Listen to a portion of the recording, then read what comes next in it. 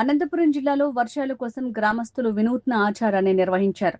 కరువు పరిస్థితులు, వర్షాభావంతో ఆందోళన చెందుతున్న రైతులు గాడిదలకు సంప్రదాయబద్ధంగా పెళ్లి జరిపించి భక్తి శ్రద్ధలతో గ్రామమంతా ఊరేగింపుగా తీసుకువెళ్లారు.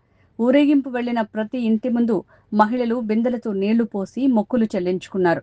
మంచి వర్షాలు కురిసి పంటలు సమృద్ధిగా పండాలని గ్రామదేవతలను వేడుకున్నారు. గాడిద మొగ్గాడిద రెండేట్లు తెచ్చి పొయ్యి గడగల పొయ్యి గడిగి ఆడవాళ్ళకి ఎట్లా ఒడిబియ్యం ఇస్తామో అట్లా ఆడిగాడికి ఒడిబియ్యం వేయాల. ఒడిబియ్యం గొంతుకి కట్టాల రేక్కడంలో కొత్త రేక్కడంలో అది కట్టినాక వాటికి పూలారం వేసి మెరూన్ చేయాల. మెరూన్ చేసిన తర్వాత అవి నేను ఆడిడాల. ఆడిసి ఇట్లా చేస్తే వర్షాలు వస్తావని పెద్దోళ్ళు చేసిండేది ఇది. అనంతపురం జిల్లా కళ్యాణ మండలం కుల్లపల్లి గ్రామం వర్షాలు లేక అప్పుడు గాడిదకి పెళ్ళి చేస్తే వర్షాలు వస్తాయని మేము చేస్తున్నాము.